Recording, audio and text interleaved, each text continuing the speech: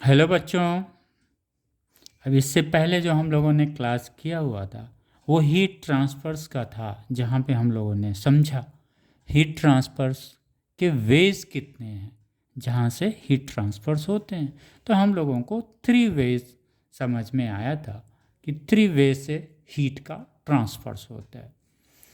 पहला था कन्वेक्शन था, दूसरा कंडक्शन था, तीसरा रेडिएशंस था। यानी इन प्रोसेस के तहत क्या होता था, हीट का ट्रांसफर्स होता था। ओके।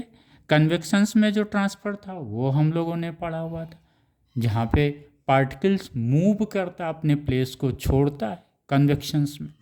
रेडिएशंस में क्या होता है, पार्टिकल कहीं नहीं मूव करता है बल्कि वो डायरेक्ट जो है हीट को ट्रांसफ़र कर देता है। कंडक्शंस में हम लोगों ने क्या पढ़ा हुआ था, स्पेशली जब सॉलिड में हम पढ़ते हैं, मेटल में स्पेशली अगर हम पढ़ते हैं तो मेटल में जो कंडक्शन होता है यानी जो हीट ट्रांसफर्स होता है, ये बेटा जो कंडक्शंस है, रेडिएशंस है, कन्वेक्शंस है, एक चीज़ हमेशा ध्यान में रखिएगा, ये 3 क्या है, ये वेज हैं, वो रास्ते हैं जिसके माध्यम से हीट जाता है। हीट जाता है एक प्लेस से दूसरी प्लेस पे जाता है। ओके।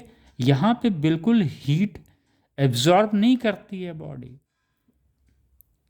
मेरी बात आप समझे जो हम बताना चाह रहे हैं। ये जो ट्रांसफर्स ऑफ द हीट की हम बात करते हैं, अगर 10 जूल हीट है कन्वेक्शंस के माध्यम से ट्रांसफर हो रहा तो वो 10 जूल ही ट्रांसफर होगा।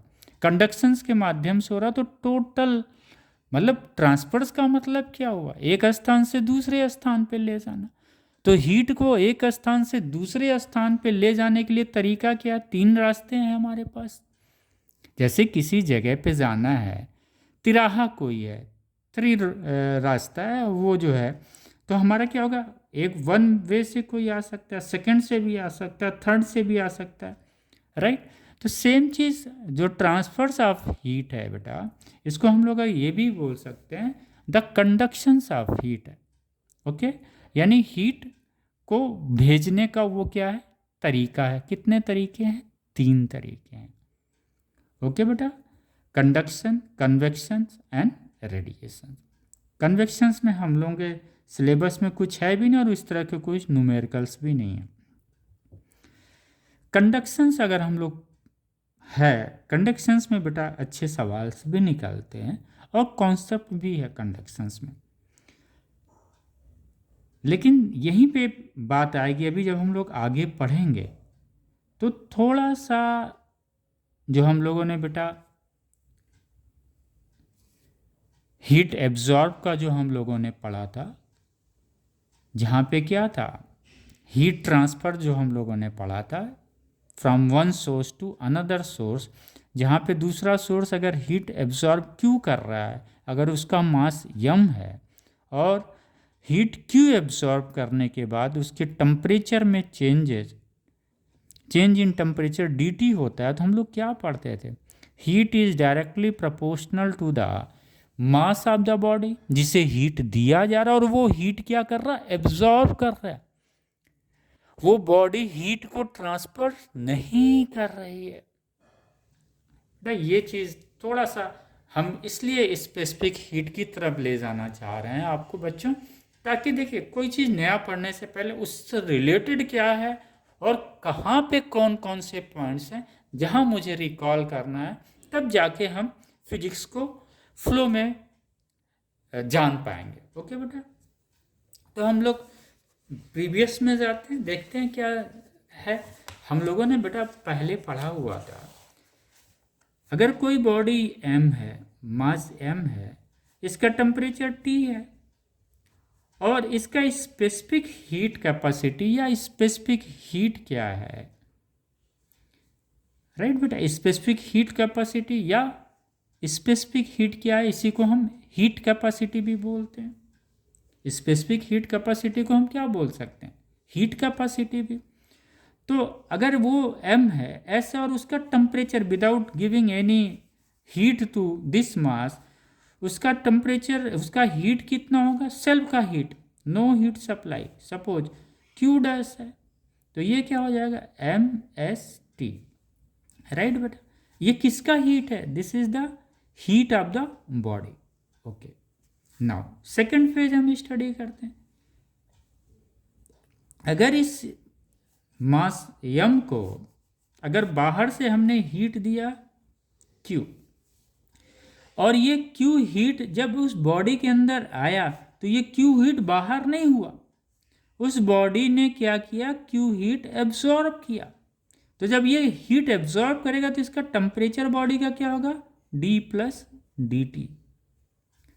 मैं बेटा थोड़ा सा स्पेसिफिक हीट में इसलिए जाना चाह रहा हूँ ताकि अभी जब हम लोग थर्मल कंडक्टिविटी पढ़ेंगे ना तो फिर उस हीट का कंफ्यूजन आपके दिमाग में कहीं से ना हो। यही फिजिक्स का असली तरीका है। अदरवाइज फिर आप रिकॉल करोगे, यार हमने तो ये स्पेसिफिक हीट पढ़ा था, वहाँ पे हमने क्यों पढ़ा था, यहाँ पे क्यों ऐसा हम पढ़ रहे हैं। तो ये बेटा इसलिए है, अंतर समझिए।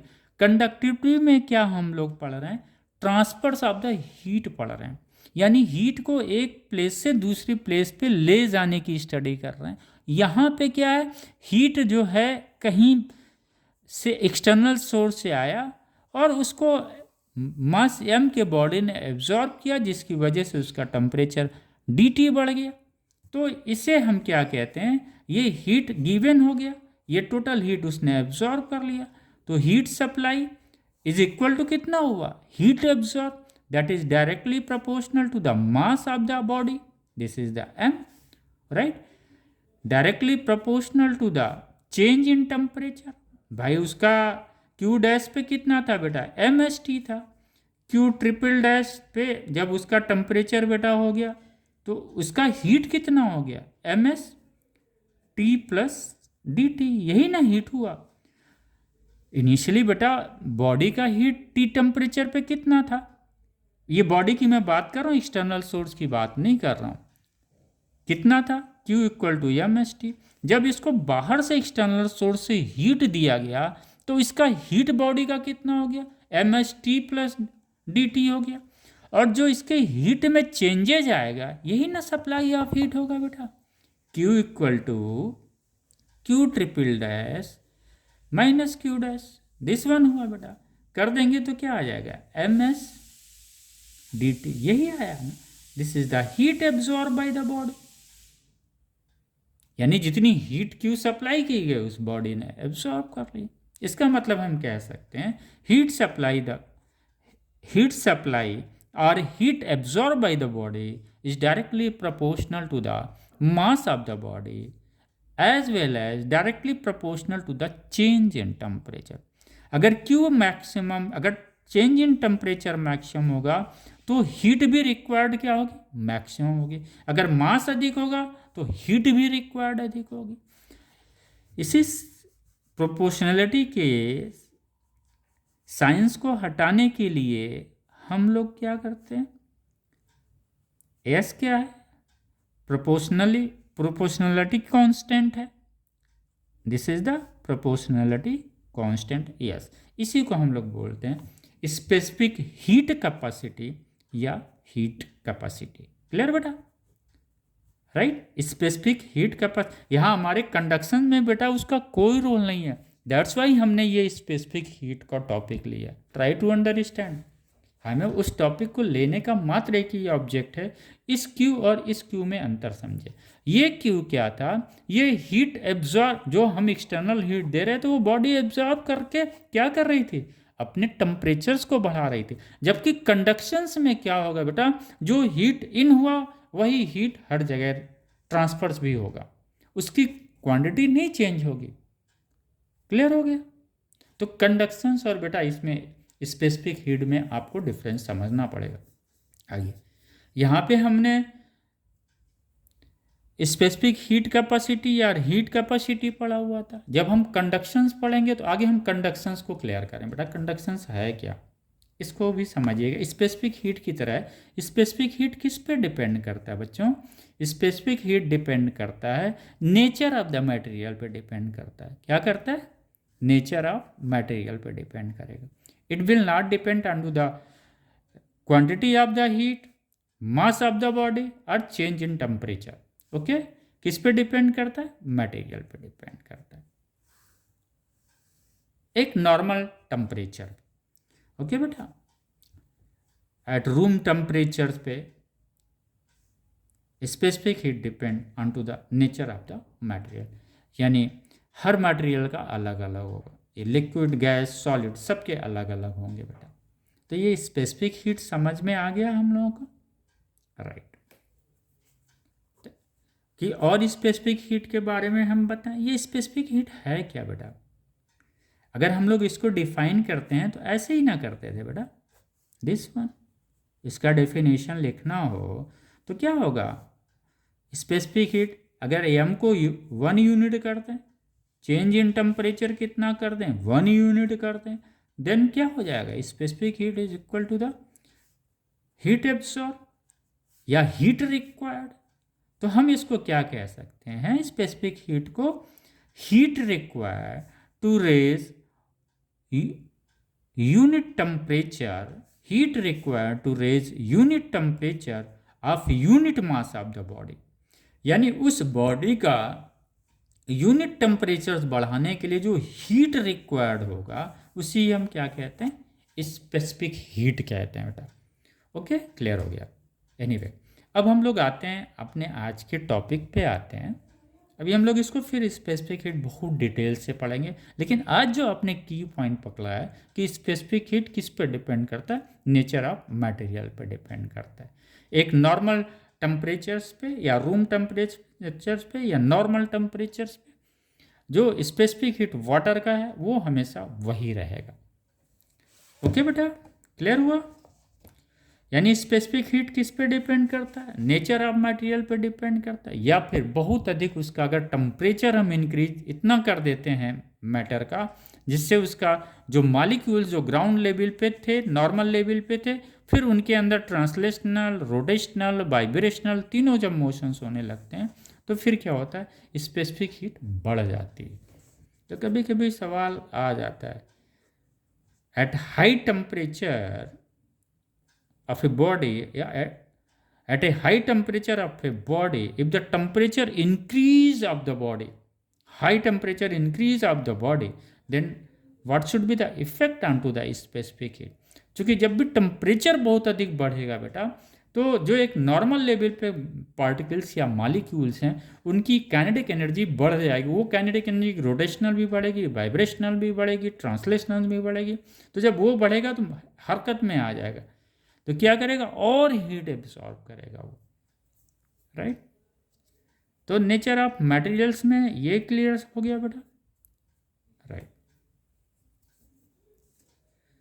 अब हम लोग आते हैं थर्मल कंडक्टिविटी पे, आते हैं अपने मेन टॉपिक पे आते हैं। तो कंडक्शन बेटा क्लियर हो गया। यहाँ क्यू पे जाने का मतलब यही था, ये क्यू क्या, हीट रिक्वायर्ड है जो बॉडी एब्सॉर्ब करती है। यहाँ पे जो हम लोग पढ़ने जा रहे हैं कंडक्टिविटी, कंडक्टिविटी वर्ड्स आया कहाँ से है, कंडक्शन से है। लेकिन एक चीज़ आप कंफ्यूज मत होइएगा, ये जो कंडक्टिविटी है बेटा ये सिर्फ कंडक्शंस के लिए ही नहीं है। ये कंडक्टिविटी क्या शो करती है वो रेडिएशंस में भी है, कन्वेक्शंस प्रोसेस में भी है और कंडक्शंस में भी है। यानी थर्मल कंडक्टिविटी अगर हम स्टडी करते हैं तो दिमाग के अंदर सिर्फ एक ही चीज़ नहीं रहना चाहिए बेटा कि ये सिर्फ हमारे सॉलिड में के लिए ही है या जो मेटल रॉड है उसके लिए हम स्टडी कर रहे हैं या जो मेटल मटेरियल हैं उनके लिए हम थर्मल कंडक्टिविटी हम स्टडी करेंगे।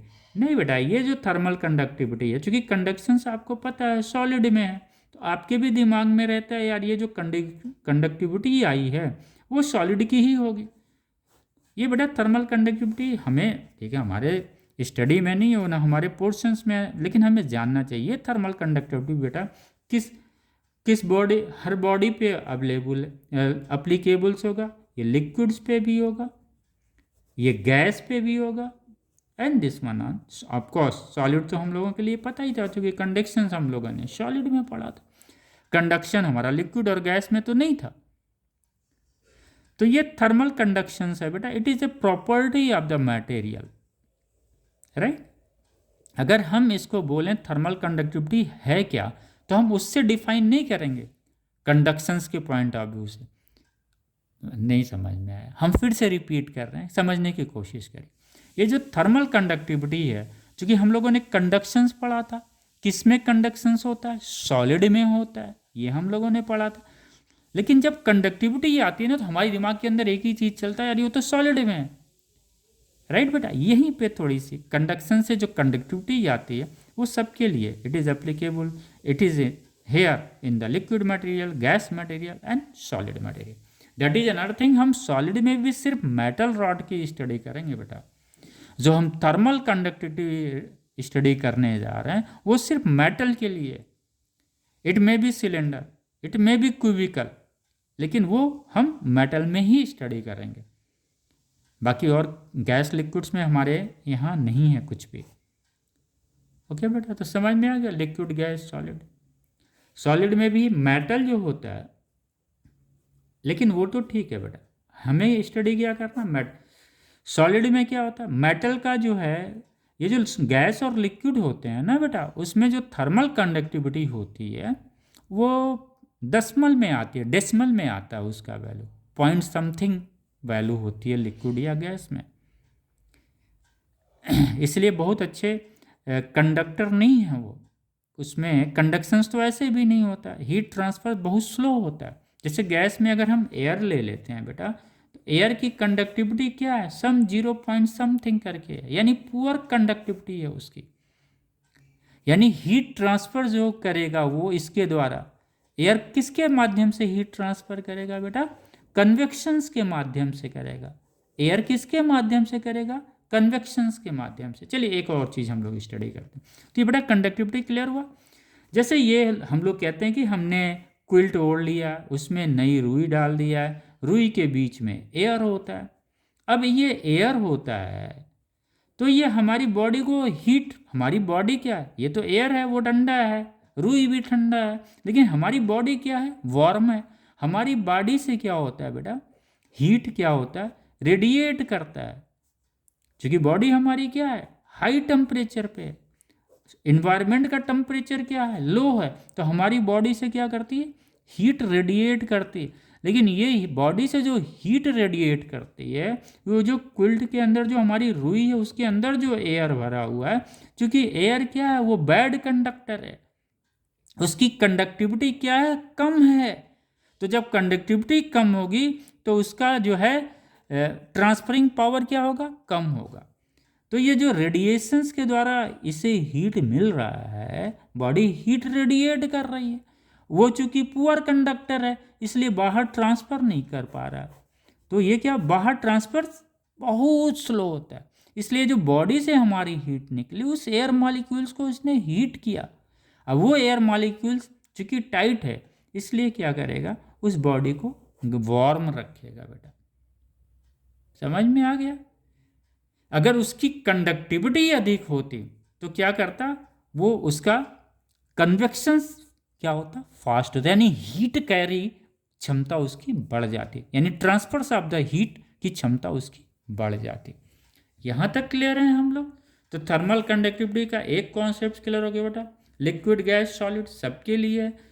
मेटल में अगर हम आते हैं तो मेटल में जो सिल्वर होता है बेटा, इसका करीब 400 के आसपास उसका कंडक्टिविटी होता है थर्मल कंडक्ट। एयर का कितना पॉइंट में, लिक्विड्स का करीब पॉइंट में, गैस का भी पॉइंट में, सिल्वर का कितना है बेटा, जो ये पॉइंट में थर्मल कंडक्टिविटी थी सिल्वर की करीब 400 प्लस है, कॉपर की 300 प्लस है। ये कंडक्टिविटी क्या है, बहुत हाई है। तो जब कंडक्टिविटी हाई होगा तो हीट जो कंडक्शंस होगा बेटा वो भी क्या होगा, हाई होगा। राइट बेटा। एल्यूमिनियम, एल्यूमिनियम लेस देन 300, यानी सिल्वर का सबसे अधिक थर्मल कंडक्टिविटी होता है, देन कॉपर का होता है, देन एल्यूमिनियम का होता है। अब हम लोग बेटा जो कंडक्टिविटी पढ़ेंगे वो कंडक्टिविटी जो हमारे सिलेबस में है हम उसकी बात कर रहे हैं। हम ना लिक्विड की बात करेंगे ना गैस की करेंगे, सॉलिड की भी कोई बात नहीं करेंगे, और सॉलिड में जो भी बात करना है हम मेटल की बात करेंगे। ओके, क्लियर हो गया। यही हमारा सिलेबस है। हमको लग रहा है बेटा कुछ आउटलाइन हम लोगों ने क्लियर किया है, डेफिनेटली क्लियर किया है। और यही फिजिक्स है, जब तक हमें बारीकी से चीज़ें ना समझ में हम आगे ना बढ़ें बेटा। ओके। अभी आप नोट भी कर लीजिएगा, जब वो ये कॉन्सेप्ट्स वाला पोर्शंस ख़त्म हो जाएगा फिर आप नोट कर लीजिएगा, जो स्टेटमेंट हमने दिया मैं फिर से आपको बोल दूंगा। ओके बेटा, आइए अब थोड़ा सा हम लोग कंडक्टिविटी की बात हो गई बेटा।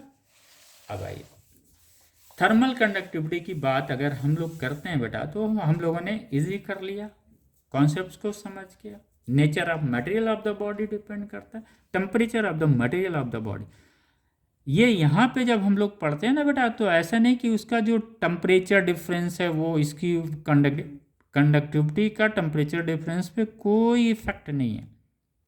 लेकिन हाँ, अगर मेटल रॉड का मैं बात कर रहा हूँ, बॉडी की बात कर रहा हूँ, मेटल रॉड का जो मटेरियल है, अगर उसके टेम्परेचर बहुत अधिक हाई किए जाएंगे बेटा, तो क्या होगा, सेम जैसे स्पेसिफिक हीट में हम लोगों ने पढ़ा था, तो इसके जो मॉलिक्यूल्स होंगे, पार्टिकल्स होंगे, वो एक्टिव हो जाएंगे, इसकी काइनेटिक एनर्जी बढ़ जाएगी, वाइब्रेशन, ऑसिलेशंस, रोटेशनल, तीनों मोशंस करेंगे। तो जब ये तीनों मोशंस करेंगे बेटा, तो अगर इसके थ्रू अगर हीट फ्लो करेगा, तो ये मॉलिक्यूल्स क्या करेंगे, बहुत आसानी से उससे आगे हीट को ट्रांसफर नहीं होने देंगे। इसका मतलब जब मटेरियल का टेम्परेचर, अगेन मैं बता रहा हूँ, टेम्परेचर डिफरेंस का कोई थर्मल कंडक्टिविटी पे फर्क नहीं पड़ने वाला है, लेकिन अगर मटेरियल जो कंडक्शंस कर रहा है, अगर उस मटेरियल का टेम्परेचर बहुत अधिक बढ़ाया जाएगा, तो इसके मॉलिक्यूल्स या पार्टिकल्स क्या होते हैं, एक्साइटेड स्टेट में आ जाते हैं, तो ये हीट ट्रांसफर्स को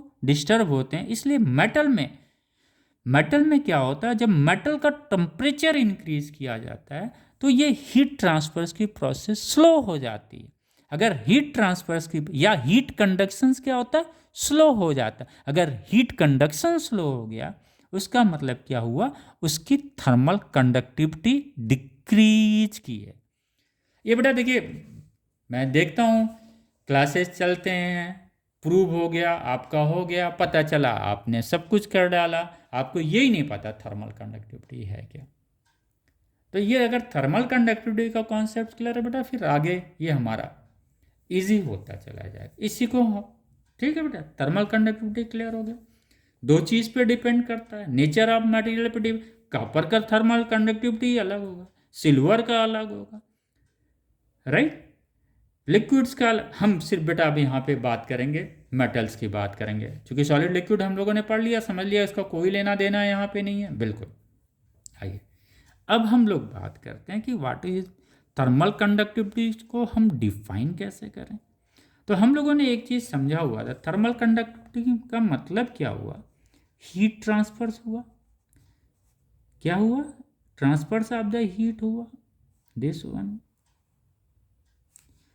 ये कोई रॉड है, रॉड पे ही हम लोग लेके चलते हैं, इसका शेप रॉड पे लेके चलेंगे, क्यूबिकल भी हो सकता है, हम लोग रॉड पे ही स्टडी करते हैं बेटा, क्योंकि सिंपल है, क्लियर भी होता चला जाएगा। थर्मल कंडक्टिविटी अगर हम कहें उस मेटल, सपोज ये कॉपर है, मटेरियल क्या है, कॉपर है, तो थर्मल कंडक्टिविटी कैसे हम लोग जज करेंगे कि किसकी थर्मल कंडक्टिविटी अधिक है। अगर ये सिल्वर है, दूसरा कॉपर है, एक कॉपर बना देते हैं बेटा, same length, same area, same सब everything, this one is the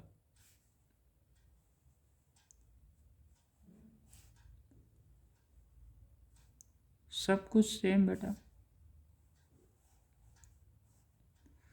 ये सपोज सिल्वर है, सिल्वर क्रॉस सेक्शन एरिया बेटा ए है, इसका भी क्रॉस सेक्शन एरिया ए है, इसका भी लेंथ एल है, इसका भी लेंथ एल है, all are thing equal, right.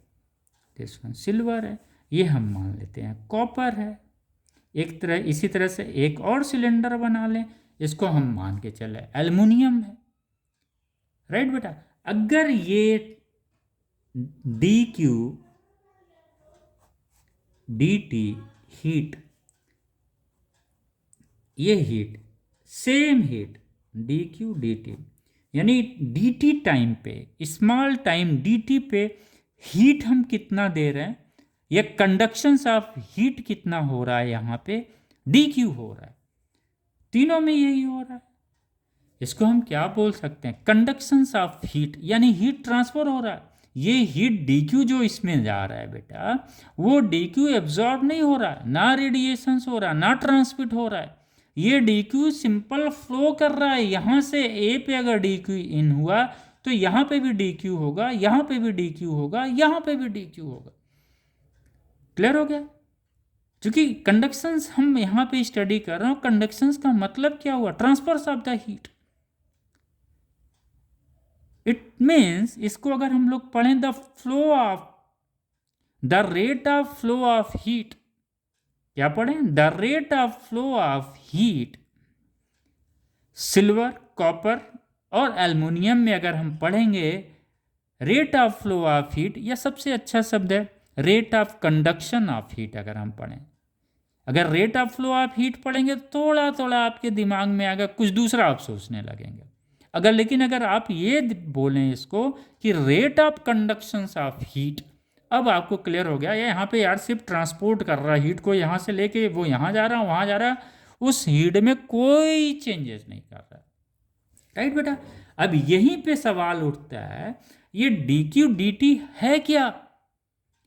क्योंकि सिल्वर में अलग दिखाई पड़ रहा है, यहाँ पे रेट ऑफ फ्लो या rate of flow of heat क्या है, सिल्वर में फास्ट है, अधिक है। D Q D T copper में क्या है, सिल्वर के कंपैरिजन में कम है। एल्युमिनियम में क्या है, rate of flow of heat या rate of conduction of heat silver में क्या है, ये एल्युमिनियम में क्या है, तो सिल्वर और कॉपर से कम है। ये जो फ्लो ऑफ हीट का जो स्पीड है हीट का फ्लो होने का, वो सिल्वर में अधिक है, कॉपर में उससे कम है, एल्युमिनियम में उससे भी कम है। यानी ये जो हमारा चीज़ है डी क्यू डी टी बेटा, वो है क्या, वो स्टडी कर रहा है कि ये D Q D T A से बी यहाँ पे आने में सपोज 10 मिनट ले रहा है, किसमें, सिल्वर में। तो ये डी क्यू यहाँ से यहाँ तक आने में, चूंकि लेंथ सेम है, सब कुछ सेम है, मटेरियल अलग अलग है बेटा। चूंकि मटेरियल अलग होने से अगर यहाँ पे 10 मिनट लगा है इस डी क्यू डी टी, यहाँ से डी क्यू डी टी इन किया, D Q D T, D Q D T, D Q D T, D Q D T, यहाँ पे डी क्यू डी टी आया कितने मिनट में, 10 मिनट में। यानी जो हीट जा रहा है बेटा वो उसमें कोई चेंजेस नहीं आ रही है। यानी अगर ये 10 मिनट में पहुंचा है, फिर ये देखा इन्होंने कि जब हम कॉपर में डालते हैं तो यार ये तो 12 मिनट लग गया यहाँ से यहाँ तक पहुंचने में। एल्युमिनियम में डाल रहे हैं तो देख रहे हैं यार ये तो 20 मिनट लग गया। यही रेट है बेटा, कितनी तेजी से, जैसे एक तेजस ट्रेन है, एक नॉर्मल ट्रेन है, तो तेजस की स्पीड क्या है, अधिक है, वो जल्दी पहुंचेगा। नॉर्मल ट्रेन की स्पीड कम है, वो टाइम लेगा, डिस्टेंस उतनी ही तय करेगा, लेकिन क्या होगा, लेट से पहुंचेगा। सेम चीज़ यहाँ पे है। डी क्यू डी टी के लिए ये सिल्वर क्या है बेटा, डी क्यू डी टी क्या है, स्पीड मान लीजिए ना, यहाँ पे डी क्यू डी टी क्या है, ये स्पीड है। तो वो जितने D Q rate of flow of heat, उसी स्पीड को तो हम स्टडी कर रहे हैं। ये स्पीड भी सेम है, लेकिन ये मटेरियल डिफरेंट होने की, मटेरियल क्या है, ट्रेन है बेटा, सिल्वर क्या है, तेजस है, कॉपर क्या है, नॉर्मल ट्रेन है। क्लियर? मटेरियल को हम ट्रेन मान लेते हैं। तो जल्दी कौन पहुंच रहा है, सिल्वर में पहुंच रहा है। स्पीड दोनों, सिल्वर में क्या हो रहा है, जल्दी पहुंच रहा है, मटेरियल की वजह से पहुंच रहा है। क्या बेटा? तो डी क्यू डी टी का कॉन्सेप्ट क्लियर हो। सिल्वर्स में क्यों अधिक कम टाइम में पहुंच रहा है, सेम हीट है बेटा जो सिल्वर और कॉपर में, डी क्यू यहाँ, डी क्यू यहाँ। इसका मतलब सिल्वर में rate of flow of heat ना बोल के अगर हम बोलें rate of conduction of heat is faster than the copper. Why? चूंकि सिल्वर का थर्मल कंडक्टिविटी अधिक है, it is near about more than 400। अभी हम लोगों ने पढ़ा था कॉपर का उससे कम है, एल्युमिनियम का थर्मल कंडक्टिविटी उससे कम है। यानी कहीं ना कहीं rate of flow of heat related है मटेरियल से। अब हम लोग आगे पढ़ें बेटा, आइए इसी को हम लोग और आगे बढ़ाते हैं। ये बेटा सपोज कोई सिलेंड्रिकल रॉड है, एरिया इसके यूनिफॉर्म है, दिस वन। उसका बेटा टू फेस ले लेते हैं, सिलेंडर का है, कोई भी फेस हम टू फेस ले लेते हैं, तो हम इंड वाले फेस लेंगे तो ज़्यादा अच्छा समझ में आएगा। सपोज बेटा यहाँ T1 टेम्परेचर, यहाँ T2 टेम्परेचर। इसको पढ़ने से पहले बेटा एक चीज़ और हम लोग जान लें। ये तो हमारा क्लियर हो गया, सिल्वर कॉपर्स का कोई ना कोई चीज़ तो है उस मटेरियल में जो यह सिल्वर में जल्दी ट्रांसफ़र कर दे रहा है, कॉपर में टाइम ले रहा है। टाइम का गैप है, यहाँ 10 मिनट लिया, यहाँ 15 मिनट लिया, सिल्वर में 20 मिनट, अन्य जगह 1 घंटा ले सकता है। That depend on to the material the transfer of heat. कौन सा हीट? डी क्यू हीट को डी टी समय में, टाइम का भी है, डी क्यू हीट को डी टी समय में यहाँ से यहाँ तक जाने में कितना टाइम लगा, ये चीज़ इंपॉर्टेंट है बेटा, right. It means D Q D T is directly proportional to the time, right. Time कम लगेगा, हीट फ्लो अधिक जा होगा, राइट बेटा। हीट फ्लो अधिक नहीं होगा बल्कि ट्रांसफर्स फास्ट हो। आइए एक चीज़ बेटा और हम लोग स्टडी करते हैं, 2 टर्म है जिसको हम लोग समझ लेते हैं, जो हमारे यूजफुल टर्म है इसको हम लोग कैरी ऑन करेंगे, जो नहीं है इसको हम लोग छोड़ देंगे। आइए बेटा, वेरिएबल स्टेट, हम लोग मेटल पढ़ रहे हैं बेटा, अब सिर्फ सॉलिड में हमें मेटल ही पढ़ना और हमें किसी भी मटेरियल पे ध्यान नहीं देना है, सिर्फ मेटल पे हम स्टडी कर रहे हैं और इसी मेटल से ही हमारा ये थर्मल कंडक्टिविटी का पोर्शंस क्लियर हो जाएगा। क्योंकि यहाँ पे हम क्या पढ़ रहे हैं बेटा, कंडक्शंस ऑफ हीट पढ़ रहे हैं, तो कंडक्शंस ऑफ हीट में हमें देखना ना हीट की सप्लाई कैसे हो रही है। अगर हम कहते हैं जो ये हीट गया उसमें कोई रेडिएशंस भी नहीं होना चाहिए, कोई ट्रांसमिशंस भी हीट का नहीं होना चाहिए, ये हीट का कोई पोर्शन एब्जॉर्ब भी नहीं होना चाहिए। तो भाई जब हीट इन करता तो 3 ही चीज़ ना होता है बेटा, एब्जॉर्प्शंस हीट या फिर एब्जॉर्ब हो, या फिर हीट क्या हो रिफ्लेक्ट हो, या फिर हीट क्या हो ट्रांसमिट हो, यही ना होता है। तो ये तीनों चीज़ नहीं होना चाहिए। तो आइए बेटा वेरिएबल स्टेट हम लोग पढ़ते हैं और फिर हम लोग पढ़ेंगे स्टडी स्टेट। यही 2 चीज़ हमारे लिए है जिसमें वेरिएबल स्टेट कोई माने नहीं रखता है, लेकिन जब भी हम कंडक्टिविटी की बात करेंगे एक चीज़ हमारे ध्यान में हमेशा होना चाहिए कि कंडक्टिविटी की जब भी बात आएगी, यानी ये जो मटेरियल बॉडी होगी वो किस में होगी, स्टडी स्टेट में होगी। अब आइए स्टडी स्टेट बेटा हम लोग समझ लें। आइए सपोज बेटा ये कोई रॉड है, राइट, कोई रॉड है, इसको हम लोगों ने हीट दिया, क्या दिया, हीट। इसको हम लोगों ने क्यू हीट सप्लाई किया, इस रॉड को वार्म किया, तो ये रॉड का क्या होगा बेटा, टेम्परेचर बढ़ेगा, ये टेम्परेचर बढ़ेगा, यहाँ का टेम्परेचर कुछ, सपोज यहाँ फायर है, आग है, आग के द्वारा फायर के द्वारा इसे क्यू हीट ही मिल रहा है, तो ये रॉड यहाँ वाला जो करीब है उसके जो क्लोज है आग के, उसको क्या होगा बेटा, इसको हीट मैक्सिमम मिलेगी। जब हीट इसको मैक्सिमम मिलेगी तो इसका टेम्परेचर अधिक होगा, धीरे धीरे रॉड की लंबाई बढ़ रही है, टेम्परेचर हीट जा रहा है, धीरे धीरे जा रहा है, लेकिन वो क्या होगा, इसके भी टेम्परेचर बढ़ेंगे, इसके भी टेम्परेचर्स बढ़ेंगे, इसके भी जैसे जैसे हीट हम सप्लाई करते चले जाएंगे सभी के टेम्परेचर क्या हो रहे हैं, चेंज हो रहे हैं। इसका टेम्परेचर T1 था, ये T3 हो गया, ये T4 था, ये T5, यानी टेम्परेचर हर पॉइंट का क्या हो रहा है, चेंज हो रहा है बेटा, हर पॉइंट का टेम्परेचर चेंज हो रहा है जैसे जैसे हम हीट इसको दे रहे हैं, राइट बेटा। एक समय ऐसा आएगा कि जब हीट तो हम देंगे लेकिन ये हीट क्या हो जाएगा बेटा, कंडक्ट हो जाएगा, ये हीट क्या हो जाएगा, कंडक्ट हो जाएगा। कब, तो ये बेटा क्या है, जब हम हीट सप्लाई करते हैं और टेम्परेचर्स जो पोर्शंस के होते हैं, जो पार्ट होते हैं मेटल्स के, उनके टेम्परेचर जो है चेंज होते रहते हैं, किसके साथ, with respect to the time. जैसे जैसे हीट बढ़ाएंगे चेंज होते रहेंगे। यानी यहाँ पे वेरिएबल स्टेट में क्या होता है, हर पार्ट का टेम्परेचर टाइम के हिसाब से चेंज होता रहता है। एक समय आएगा हीट जब आप देते जाएंगे मैक्सिमम, तो क्या होगा, इन सभी के टेम्परेचर कांस्टेंट हो जाएंगे, सेम रहेंगे, उसमें चेंजेस नहीं आएगी। यानी यहाँ पे वेरिएबल स्टेट में इन ये सब पोर्शंस जो हैं, क्रॉस सेक्शंस एरिया के जितने पार्ट हैं, पार्टिकल्स हैं, यहाँ पे सभी के क्या हो रहे हैं, टेम्परेचर लगातार चेंज हो रहे हैं विद रिस्पेक्ट टू टाइम। इस स्टेट को हम लोग क्या बोलते हैं, वेरिएबल स्टेट। लेकिन बेटा एक बार जब टेम्परेचर, जब हीट इसको मैक्सिमम मिल जाती है, तो इसके जो टेम्परेचर्स होते हैं हर पोर्शंस के क्या होते हैं, सेम और कांस्टेंट रहते हैं, राइट बेटा।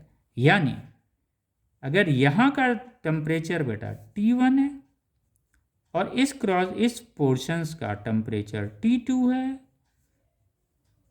इसका T3 है, तो ये टेम्परेचर क्या होगा, आप हीट लाख दें बेटा, ये T4 है, आप यहाँ से हीट सप्लाई लगातार करते रहें, ये टेम्परेचर क्या होगा बेटा, उसका T1 T2 T3 T4 हर पोर्शंस का टेम्परेचर हमेशा कांस्टेंट रहेगा। इस स्टेट को हम लोग बोलते हैं बेटा स्टेडी स्टेट।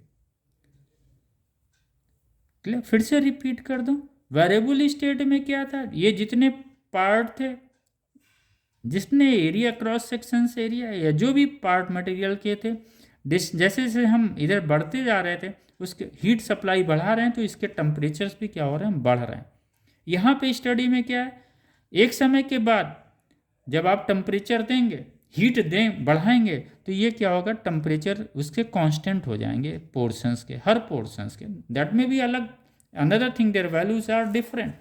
तो T1 यहाँ पे, T2 यहाँ पे, T3 यहाँ पे, T4 यहाँ पे, T5 यहाँ पे, यानी जो हम Q हीट दे रहे हैं, ये रॉड क्या है, स्टडी स्टेट में है। स्टडी स्टेट में क्यों है, चूँकि इसके हर पोर्शंस के, हर क्रॉस सेक्शंस एरिया के जो पार्टिकल्स या मॉलिक्यूल्स हैं, वो सेम टेम्परेचर, जो इनका टेम्परेचर है, उसी टेम्परेचर्स को वो मेंटेन रखे हैं। They all are maintaining their temperature in spite of supplying the heat. तो स्टडी स्टेट बेटा क्लियर हो गया, वेरी गुड। अब जब तक स्टडी स्टेट नहीं होगा, हम बेटा कंडक्शंस को, rate of flow of heat की स्टडी हम नहीं कर सकते। यानी वेरिएबल स्टेट हमारे में है नहीं। यहाँ वेरिएबल स्टेट हम लोग कहाँ पढ़ रहे थे, जहाँ पे MS डेल्टा T हम लोग पढ़ रहे थे। स्पेसिफिक खैर हम कंफ्यूज नहीं करेंगे बेटा, हम स्टडी स्टेट की बात कर रहे हैं।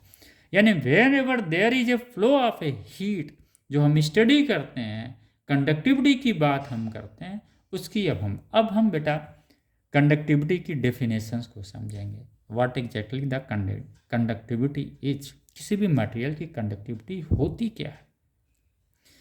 तो कंक्लूड करें बेटा, आइए।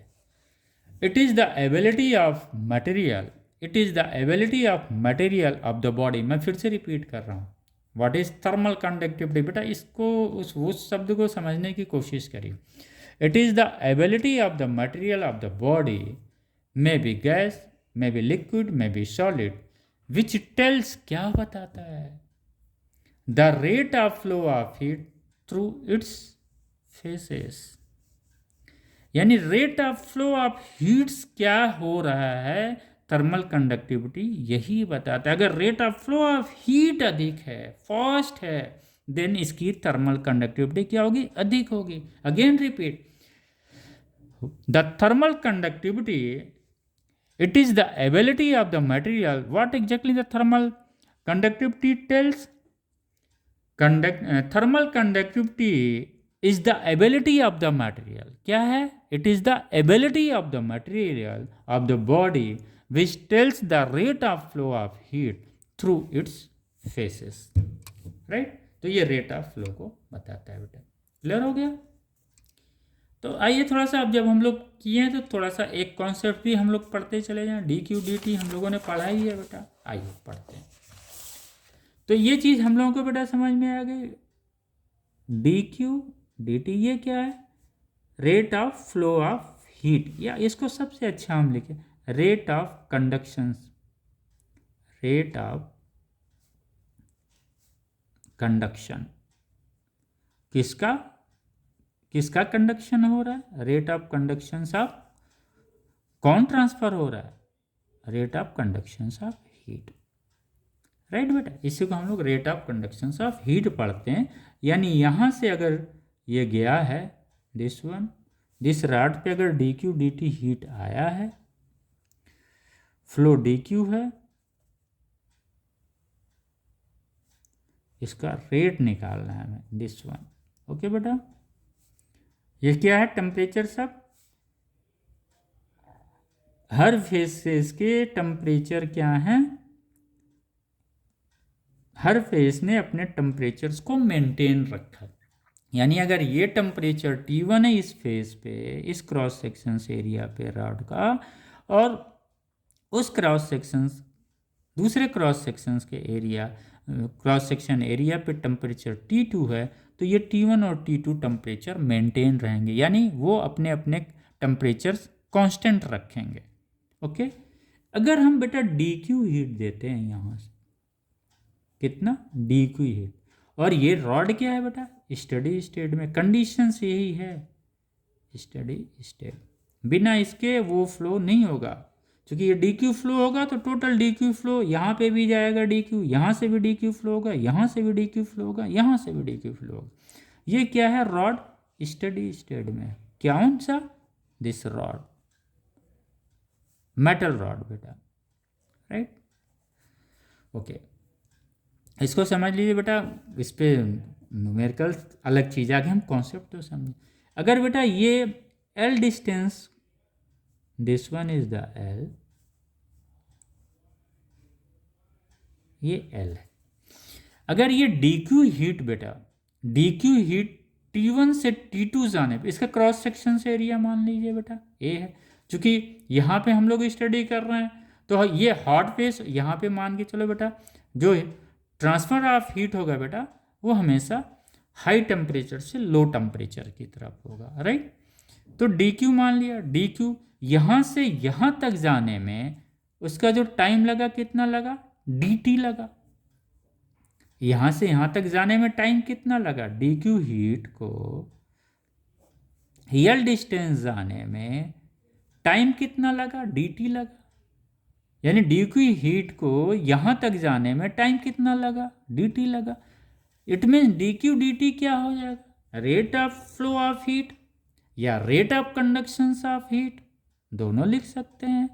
Rate of flow of heat, rate of flow of heat, और rate of conduction of heat.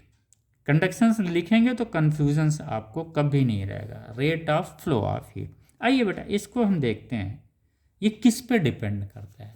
Okay, तो रेट ऑफ कंडक्शन हम लिखते हैं ना, ऐसे लिखते हैं, rate of conduction, rate of conduction किस में, rate of conduction in metal, in metal. ये मेटल की स्टडी है बेटा, ये नहीं कि आप गैस लिक्विड में भी तलाशने लगें, फिर कहें सर ये लिक्विड का कहाँ दो फेस है, गैस के कहाँ दो फेस हैं।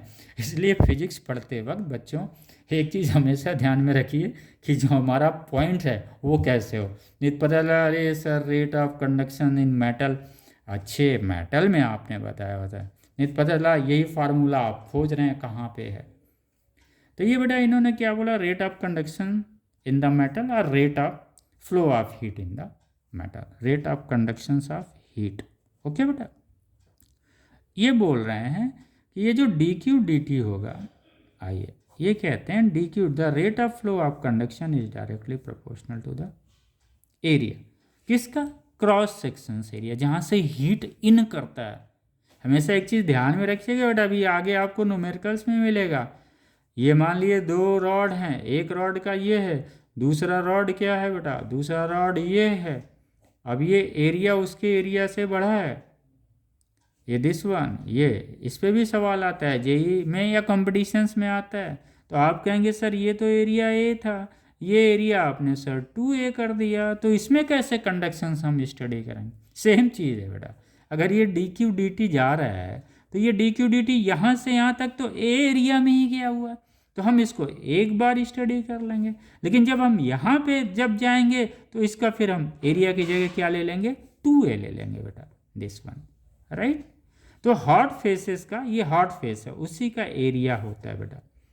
थोड़ा थोड़ा चीज़ें हमको लग रहा है समझ में आ रहा है। ये बेटा क्या है, उसका क्रॉस सेक्शन एरिया ए है, जिससे वो कांटेक्ट में है, जिसके बाद फिर डी क्यू डी टी इसमें जाएगा, उसका एरिया क्या है। लेकिन जब डी क्यू डी टी बेटा उसमें इन कर रहा है तो कितने एरिया में कर रहा है, 2a में कर रहा है। ये एरिया कितना था, ए था बेटा, दिस एरिया कितना था, ये ए था। तो यहाँ पे तो यहाँ से डी क्यू डी टी आया तो कितने एरिया में चला गया, 2a। अब इसके लिए हम क्या लिखेंगे यहाँ पे, d Q D T is directly proportional to the 2a। Clear, very good. आइए अब ये क्या बोलते हैं, rate of flow cross section से एरिया पे होता है। लेकिन वो क्रॉस सेक्शन से एरिया बेटा हम किसकी लेंगे, हार्ड फेस की लेंगे, हमेशा ध्यान में रखिएगा। हार्ड, इससे बेटा न्यूमेरिकल्स आपको टैकल करने में इजी हो जाता है। बच्चे समझ ही नहीं पाते हैं कि कौन सा पोर्शंस का एरिया लेना है, कोल्ड वाला लेना है कि हॉट का लेना है। अब मान लीजिए बेटा ये है, यहाँ से इन किया, ये आपको एरिया मिल, आप लेंगे क्या, यहाँ से अगर डी क्यू हीट इन कर रहा है तो जहाँ से हीट इन करेगा बेटा यही ना एरिया आप लेंगे। जैसे अभी हम लोगों ने देखा यहाँ पे ए एरिया है, ए एरिया से इन किया, यहाँ से जब वो ए एरिया से इन करने जा रहा है यहाँ पे, तो ये 2a एरिया में इन कर रहा है। तो इसका मतलब rate of flow of heat is directly proportional to this 2a area. तो ये बेटा हॉट फेज का एरिया होना चाहिए। यही बेटा छोटी छोटी चीज़ होती हैं जो आपके कॉन्सेप्ट्स को क्लियर करती हैं और फिर आप फिजिक्स के न्यूमेरिकल से इंजॉय करने लगते हैं, राइट। तो ये एरिया हो गया। दूसरा इन्होंने बोला ये जो टेम्परेचर डिफरेंस होगा उसके डायरेक्टली प्रोपोर्शनल होगा। जितने अधिक टेम्परेचर डिफरेंस होगा उतने ही अच्छा जो है rate of flow of heat होगा। ओके बेटा, इस टेम्परेचर से इसको कोई मतलब नहीं है, ये बस ट्रांसफ़र हो रहा है। हीट क्या हो रहा है, ट्रांसफर्स हो रहा है, T1 माइनस T2। चूँकि T1 कभी भी ये हीट ट्रांसफर इन होगा बेटा तो हाई टेम्परेचर से लो टेम्परेचर्स की तरफ। तो एक चीज़ तो समझ में आ गया। अब यहाँ पे अगर हम जाएंगे बेटा, ये मान लो T1 हो गया, ये T2 हो गया, तो ये टेम्परेचर जो इसका है T2 वही होगा, ये T3 हो गया। तो यहाँ तक तो heat of flow of heat T1 minus T2 हुआ। लेकिन ये T2 जो यहाँ पे T3 आ गया, यहाँ पे चेंज क्या हो रहा है, एरिया चेंज हो रहा है। टेम्परेचर डिफरेंस कितना हो जाएगा, T2 माइनस T3 हो जाएगा इस बड़े के लिए। तो सेम चीज़, राइट। ओके, इन्होंने बोला जितने ही टेम्परेचर डिफरेंस होगा, यानी इनका कहने का मतलब अगर ये 100 डिग्री सेंटीग्रेड पे है और ये वाला पोर्शन जो है आपका 0 डिग्री सेंटीग्रेड पे है, तो टेम्परेचर डिफरेंस कितना हुआ, 100 हुआ, राइट। लेकिन अगर ये वाला पोर्शन बेटा ये 100 है, लेकिन अगर ये वाला पोर्शन सपोज 100 है और ये पोर्शन 30 है, तो ये T1 ये T2, तो कितना होगा, डी क्यू डी टी कितना हो जाएगा बेटा, 70 हो जाएगा। ये डी क्यू डी टी कितना हो जाएगा, 100 हो जाएगा। यानी इनका कहने का मतलब ये है कि अगर ये टेम्परेचर डिफरेंस अधिक होगा तो rate of flow of heat भी अधिक होगा। अधिक मतलब स्पीड, तेजी से होगा, राइट बेटा, क्लियर। हीट ट्रांसफर नहीं हो रहा, ये बस शिफ्ट कर रहा है अपने आप को, यानी फास्ट होगा। Heat rate of flow of heat का मतलब क्या होगा, फास्ट होगा वो, अगर टेम्परेचर डिफरेंस अधिक है। तो यहाँ ए समझ में आ गया, हॉट फेज का कंसीडर करेंगे, ये टेम्परेचर डिफरेंस समझ में आ गया। आ बेटा तीसरा ये एल है। इन्होंने बोला अगर बेटा ये डी क्यू डी टी है, अगर इसकी लंबाई अधिक हो जाएगी तो ये डी क्यू यहाँ से जाने में यहाँ मैक्सिमम डिस्टेंस ट्रेवल करना पड़ेगा।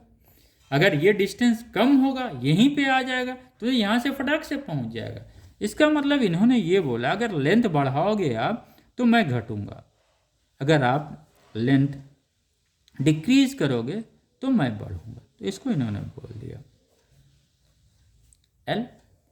L inversely proportional to the distance between the two faces, one is the hot end another is the cold. इसके बीच का डिस्टेंस है बेटा। तो ये हमको एक चीज़ मिल गया, एरिया का मिल गया, टेम्परेचर डिफरेंस का मिल गया और डिस्टेंस का मिल गया। अरे इन तीनों को अगर हम कंबाइन कर दें बेटा तो हमें फिर क्या मिल जाएगा, D Q D T, rate of flow of heat और rate of flow of conduction. Okay बेटा, डी क्यू डी टी क्या हो जाएगा, हम लोगों ने एरिया निकाला था, बिल्कुल निकाला था, टेम्परेचर डिफरेंस निकाला था, बिल्कुल निकाला था, तीसरा क्या निकाला था हम लोगों ने, डिस्टेंस। ये बेटा हमारे पास आ गया। अब इस प्रोपोर्शनलिटी को हटाना है, तो प्रोपोर्शनलिटी को हटाने के लिए बेटा हम लोगों ने डी की ड्यूटी ये हम लोगों ने के ले लिया, ये आया A T minus T two upon L. के क्या है, प्रोपोर्शनलिटी को रिमूव करने के लिए हम लोगों ने बेटा ये ले लिया, या इसी को हम लोग बोल सकते हैं प्रोपोर्शनल कांस्टेंट है। के क्या है, it is a proportionality constant, proportionality constant. के क्या है, कांस्टेंट है। ये कहानी बेटा यहीं पे है। अब आपका ये तो सिंपल आपको मिल गया, उसमें कोई एक्सरसाइज नहीं है। मेन एक्सरसाइज दिस वन है, के is the coefficient of thermal conductivity. क्या है, के is the coefficient of thermal conductivity, जिसकी हम लोग बिगनिंग से ही बात कर रहे हैं, थर्मल कंडक्टिविटी आर न्यूमेरिकल वगैरह जो आता है उसमें बेटा जनरली थर्मल कंडक्टिविटी ही लिखा रहता है, द थर्मल कंडक्टिविटी। अब हम लोग इसकी जो यहाँ से बिगनिंग किया था बेटा, इसको अब हम लोग कंक्लूड कर लेते हैं। थर्मल कंडक्टिविटी किस पे डिपेंड करता है, नेचर ऑफ द मटेरियल पे डिपेंड करता है, नेचर ऑफ द मटेरियल। आप नेचर ऑफ द मटेरियल ही लिखो, अदरवाइज आप टेम्परेचर देख के कंफ्यूज हो जाओगे कि सर ये तो डिफरेंस टेम्परेचर है नहीं, तो कैसे हम करें। आप नेचर ऑफ द मटेरियल ही करो। बस एक चीज़ जानो, अगर मेटल है, अगर उसके टेम्परेचर्स को बहुत अधिक इंक्रीज करेंगे तो क्या होगा, उसकी कंडक्टिविटी डिक्रीज करती है। बस एक चीज़ दिमाग में रखो, लेकिन इस यहाँ पे कोई मत यूज़ करो, अदरवाइज जब आप गूगल देखोगे ना तो इसकी बड़ी कहानी मिलेगी आपको, आप कंफ्यूज हो जाएंगे बेटा। अगर आपसे कोई पूछे थर्मल कंडक्टिविटी डिपेंड ऑन, तो it depend on to the nature of the material of the body, यानी किस मटेरियल से ये बॉडी बना है उस पर डिपेंड करता है। यानी सिल्वर है, कॉपर है, ब्रॉस है, किस से बना हुआ, एल्युमिनियम है, क्या किस से बना हुआ, उस पर डिपेंड करता है। एंड इट्स टेम्परेचर अभी आप कुछ और खोलेंगे तो इतनी अच्छी अच्छी कहानियाँ मिल जाएंगी आपको कि आप माथा पकड़ लोगे यार। तो बेटा कहानी नहीं, आप बुक्स को मैक्सिमम प्रेफरेंस आप बुक्स को दीजिए अपने। अगर आपको कहीं पे भी डाउट है, क्योंकि इतना बेटा आज की डेट में इतने मटेरियल उपलब्ध हो गए हैं ना कि आप, और रॉन्ग मटेरियल्स भी बहुत अधिक उपलब्ध है। अभी मैं देख रहा था, ऑनलाइन ही देख रहा था, तो यहाँ पे चीज़ें कुछ अलग ही बताई जा रही थी। Thermal conductivity depend on to the distance of the two faces, thermal conductivity depend on to the. अरे भैया बोगस चीज़ बच्चे जानेंगे तो फिर क्या होगा बेटा।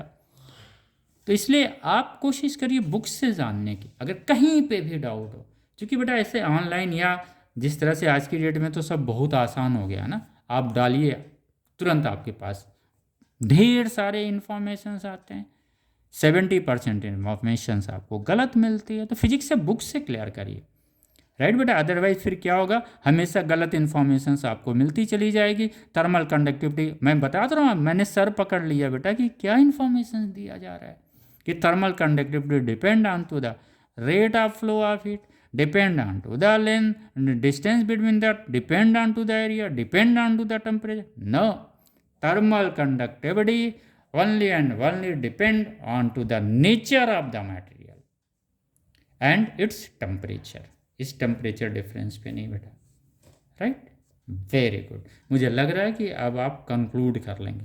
के का बेटा सिंपल है, वहाँ पे यूनिट निकालना है, आप यूनिट निकाल लीजिए, राइट। के का डायमेंशंस निकाल लीजिए, कौन सी बड़ी चीज़ है, इसको बेटा आप लोग अपने बुक से निकाल लीजिएगा, बस सिंपल है। क्या करना है, ये आपका है डी क्यू डी टी, आपको पता है क्यू यहाँ पे जो है जूल पर सेकेंड, जूल पर सेकेंड लेंथ से निकल जाएगा, यूनिट बेटा निकाल लीजिए, डायमेंशंस भी निकाल लीजिए। ए का क्या हो जाएगा, एल टू द पावर 2 का एल इधर हो जाएगा, इसका केल्विन हो जाएगा, तो यूनिट आप निकाल लो। लेकिन यूनिट निकालते वक्त बेटा इसी फार्मूला को यूज़ करके, और ज़रूर निकालें आप यूनिट डायमेंशंस निकालें। मेजर चीज़ हम लोग कंक्लूड कर लेते हैं बेटा कि ये जो थर्मल कंडक्टिविटी है that depend on to the nature of the material. Okay बेटा, तो ये हम लोगों का पोर्शंस हो गया। आप चाहें तो फेयर लिखना चाहें तो हम एक बार ये थर्मल कंडक्टिविटी बेटा बस 5 मिनट के अंदर हम ये कर देते हैं, क्लोज कर देंगे ताकि आपका चैप्टर्स क्लियर हो जाए। थर्मल कंडक्टिविटी क्लियर हो गया। Coefficient of thermal conductivity, it is the ability of the solid to transfer the heat through it, और it is the ability of the solid to conduct the heat through it. Transfer की जगह conduct भी आप समझेंगे लिखेंगे ना बेटा तो ज़्यादा अच्छा रहेगा। स्पेसिफिक हीट की कोई बात ही नहीं करना, लेकिन यहाँ पे स्पेसिफिक हीट का कोई रोल है नहीं। आप दूसरा पॉइंट लिख सकते हैं, specific heat has no role to play in heat transfer by conduction in the study state. Study state में हमारी स्पेसिफिक हीट का कोई रोल नहीं है, हमें सिर्फ थर्मल कंडक्टिविटी पे डिपेंड करना है। In steady state the temperature of the every cross section part of rod is constant but not the same. Right बेटा, ये इंपॉर्टेंट पॉइंट है, इसको आप नोट बना लीजिएगा। In steady state the temperature of the every cross section part of the rod is constant but not the same. Variable हम लोगों ने देख लिया था, thermal conductivity variable, not in variable state thermal conductivity taken place. अगर variable state है तो thermal conductivity नहीं होगा। वेरिएबल स्टेट में क्या था, ये टेम्परेचर चेंज हो रहे थे। The temperature decreases as we move away from hot end of the rod, but all parts have its constant temperature. This is important. The temperature decreases as we move away from hot end of the rod, but at all parts have its constant temperature in steady state, जिसकी हम लोगों ने चर्चा किया हुआ था बेटा। Right, ये डिस्टेंस हो गया।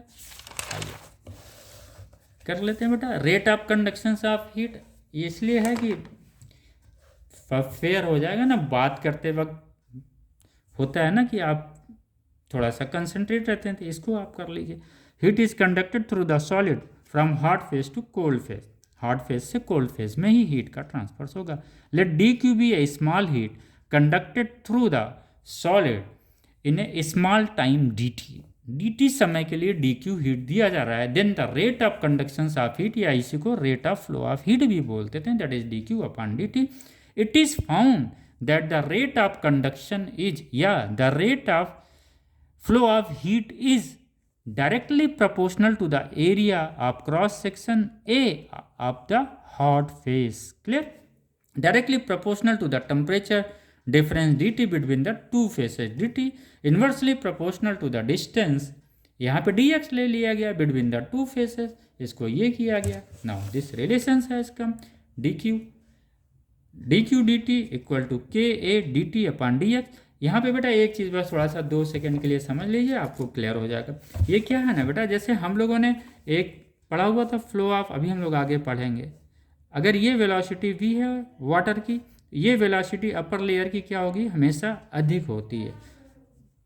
और ये डिस्टेंस अगर डी एक्स है, ये प्लस डी वी हो गया। अगर सपोज यहाँ पे बेटा ये क्या है, वी है, वाटर का नीचे लेयर वाला वेलोसिटी अगर वी है तो ऊपर का लेयर का वेलोसिटी क्या होगा, वी प्लस डी वी होगा। जब स्ट्रीमलाइन फ्लो हम लोग पढ़ेंगे, अभी फ्लूइड्स में हम लोग पढ़ेंगे, तो ये डिस्टेंस अगर इन दोनों लेयर्स के बीच की डिस्टेंस डी एक्स है तो डी वी डी एक्स को हम लोग क्या पढ़ते थे बच्चों, इसको हम लोग वेलोसिटी ग्रेडियंट पढ़ते थे। राइट, यहाँ पे जब बेटा ये टेम्परेचर है, यहाँ पे ये टेम्परेचर टी है, और सपोज यहाँ पे हार्ड फेज पे टेम्परेचर डी टी है, D T plus D T है, और यहाँ पे टी है, तो इनके बीच जो डिस्टेंस अगर डी एक्स है बेटा, तो यही T d T D x क्या हो जाएगा, सिमिलर टू दिस वन। इसको हम क्या बोलेंगे, टेम्परेचर ग्रेडियंट बोल देंगे बेटा। राइट, सेम चीज़ टेम्परेचर ग्रेडियंट। ओके, तो ये डी टी डी एक्स क्या है, टेम्परेचर डिफरेंस है। के depends on the nature of material, not on dimension and mass of the body. It's a very की पॉइंट। वो लेंथ एरिया किसी पे डिपेंड नहीं करता है। ओके, अगेन रिपीटिंग, के depends on nature of material, not on the dimension and mass of the body. यानी dimensions क्या है, एरिया क्या है, लेंथ क्या है, उससे डिपेंड नहीं करेगा। कौन सा, coefficient of thermal conductivity, that is so called also thermal conductivity. It means thermal conductivity not depend on to the dimensions and mass of the body. Length क्या है, वॉल्यूम क्या है, एरिया क्या है, किसी पे थर्मल कंडक्टिविटी डिपेंड नहीं करेगी। ओके ओके बेटा, ये यूनिट है power this this this this, इसको आप कर लीजिएगा। यूनिट में बहुत अधिक सिंपल है बेटा, राइट। के की यूनिट आपकी निकल जाएगी यहाँ से। मोटा पॉइंट यही था। ओके बेटा, आइए, के is the large for good conductor. बिल्कुल जाहिर सी बात है, जिसकी कंडक्टिविटी अधिक होगी वो बहुत अधिक होगा। इसलिए जो अगर हम परफेक्ट या एक काल्पनिक अगर हम प्योर कंडक्टर की बात करेंगे तो इसकी कंडक्टिविटी कितनी होगी बेटा, इनफाइनाइट होगी। अगर एक इमेजिनरी कंप्लीट इंसुलेटर की बात करेंगे तो इसकी कंडक्टिविटी कितनी होगी, थर्मल कंडक्टिविटी 0 हो जाएगी। तो ये बेटा आ गया है। बाकी हम लोगों ने ये पढ़ लिया। अब जो अगला क्लास हम लोगों का होगा, इस पे बाद हम लोग उसमें थर्मल रेजिस्टेंस के बारे में डालेंगे।